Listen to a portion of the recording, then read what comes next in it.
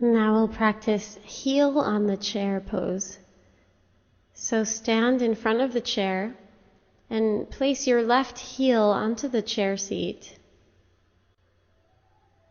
Hands on hips, and make sure that your right thigh isn't sitting forward, but rather pull the right thigh back and pull the left thigh back into the hip socket, and then lift the low belly up off the pelvis and continue ascending the trunk from bottom to top, lifting the belly and the rib cage, and then stretch your arms overhead.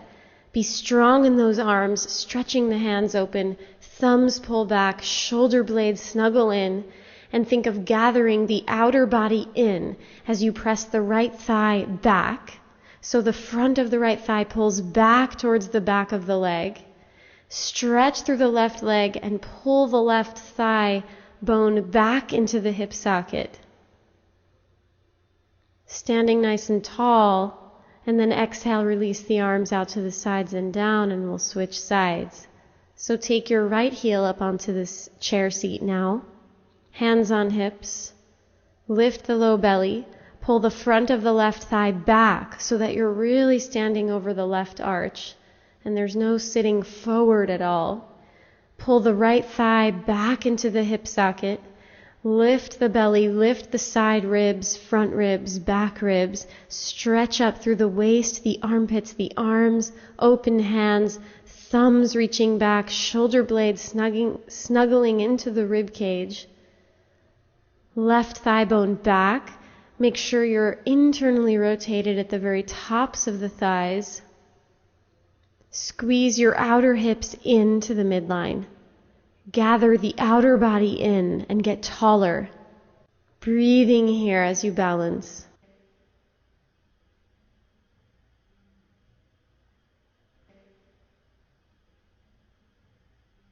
And then exhale and release your arms down and stand on 2 feet.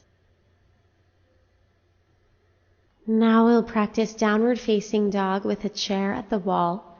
So place the back of your chair against the wall. Place your hands down on the front edge of the seat of the chair and then walk your feet back into a down dog position. And we want to avoid a curled spine and a tucked pelvis. So instead, bend your knees, lift your buttocks way up high, pull the buttocks back. Be long in your armpits, active in your arms, and release the head down. Now make your legs taller. Lift the thigh bones up into the hip sockets. Lift the buttocks and lengthen the backs of your legs. Keep your knees bent because that will help you keep the buttocks lifting. Pull the inner thighs back. Pull the outer hips back. Lift the hamstrings up to the buttock bones. Stretch open the backs of the legs, keeping the buttocks lifted. Pull the pelvis away from the press of the hands. And then lean forward into your hands and step 1 foot forward and then step the other foot forward. And now bring your sticky mat to the wall for a variation of Parshvottanasana. And step your left foot forward and right foot back. Hips are square, feet are hips distance apart. And then lift your arms and lengthen your waist up through the arms, through the fingertips. So there's a big lift of the low belly and a lift of the rib cage up. Continue to square your hips. The back foot is at a 45-degree angle. Lift up through the musculature of the legs and then hinge forward at the hips to bring your fingertips to the wall. And walk your fingertips up the wall to get longer. Pull your hips back. Engage the musculature of the legs so that the muscles of the legs lift up from ankles to knees to hips. Think of the outer left hip pulling back and think of squeezing the outer hips towards each other. And let your head release down. And then push your fingertips off the wall to come all the way up to center. Exhale your arms out to the sides and down. Hands to hips. And then come to the other side, taking the right foot forward and left foot back.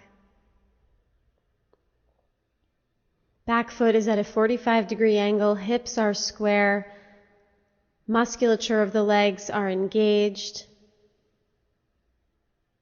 And lift the arms all the way up, lengthening the waist up, lift the rib cage three-dimensionally up off of the abdomen, off of the lower back. Extended arms, open hands.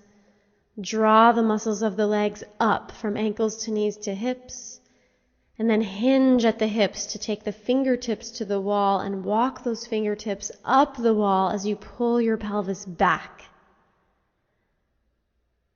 Extended arms and legs here, long in the trunk, long spine. Let your head release down and think of pinning your outer hips, gathering them in towards the midline.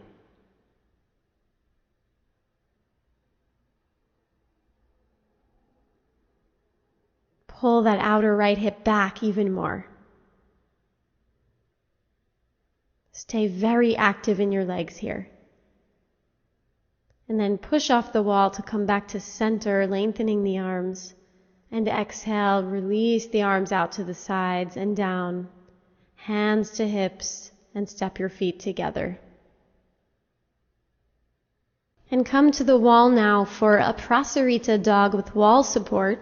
So set up your sticky mat so the long part of the mat is against the wall. And step your feet wide, heels wider than toes. Hands on hips to start, and then stretch your arms wide and stand a few inches away from the wall so there's room for your buttocks back there. Hands on hips, and then bend your knees and start to hinge forward at the hips and take your hands to the blocks. Now bend your knees a lot and lift your buttocks way up high and slide your buttocks up the wall. So make sure your feet are not too close to the wall. If you need to, you can walk your feet forward slightly. And then with hands on blocks, start to slide the blocks forwards so your trunk comes into a down dog position. Let your chest release down towards the wall that you're looking at. And let the arms stretch and let the blocks slide forward and let the buttocks lift up the wall and let the thoracic spine deepen into the body towards the chest. Let the front of your trunk be very long here. Breathe smoothly here. Breathe into the sensations and the stretches. And then slide the blocks back as you stretch the rib cage forward. Walk your feet in slightly. Bend your knees, hands to hips. Shoulders back, chest open as you come all the way up to stand. And step your feet together.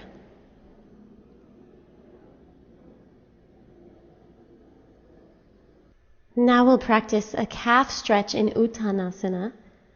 So have 2 blocks ready and start to roll up your blanket. So make a nice even blanket roll here, a tight roll.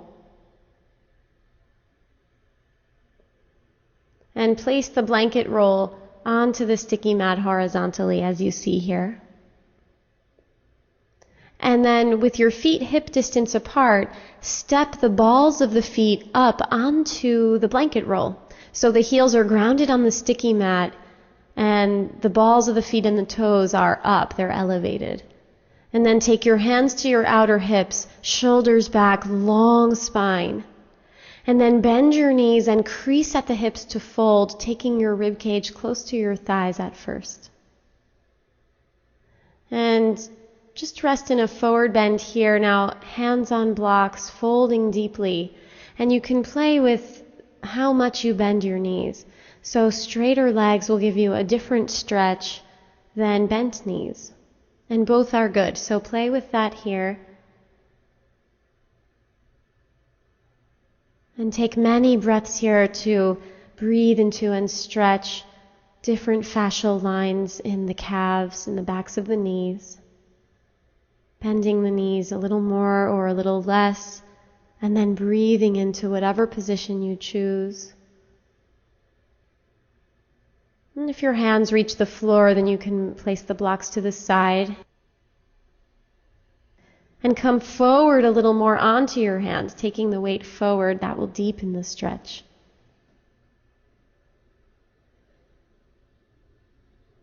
Walking those hands or fingers a little bit further forward.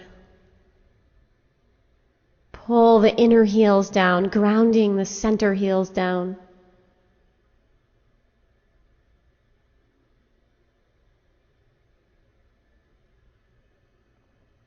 Steady breath here, breathing into the sensations that arise.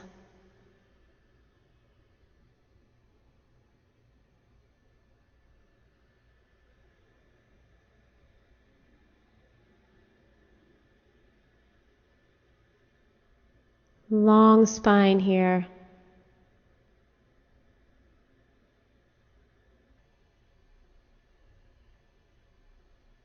And then hands to hips, shoulders back, reach your chest forward to come all the way up. And then step off the blanket. Now we'll practice a modified version of Supta Padangusthasana. Be on your back with a neutral spine, neutral pelvis, parallel legs and feet. Have your strap nearby.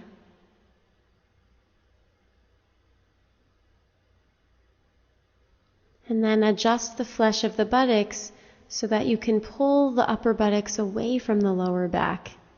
And then rest the pelvis again in neutral and stretch your arms overhead along the floor. Extend your elbows, lengthen through the armpits. Lengthen the whole torso, lengthen the rib cage. And then release your arms back down towards your sides. Grab onto your strap. And take the strap around the right foot. And I suggest taking the strap to the upper heel. You can also strap the arch of the foot or the ball of the foot. And then kick your heel up into the strap, but keep your knee bent. See if you can keep your pelvis neutral here. So if you tuck your pelvis, then you won't get as much stretch in your hamstring. Pelvis is neutral, and then the femur bone moves within the hip socket. Kick your heel up. Knee can stay bent, but continue the action of kicking the right heel up. The left foot is supporting you. Roll your thighs in a little bit. Keep a long spine and an open chest. See if you can lengthen the right leg. Open the back of the knee a little bit more. And breathe into the sensations in the back of that right knee and the back of the thigh. And then release and bring the foot back down to the floor and take a rest.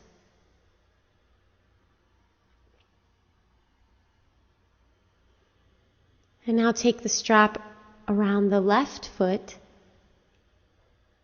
strapping the heel or the arch or the ball of the foot, and you'll find that where you strap your foot will affect what's stretching in your leg.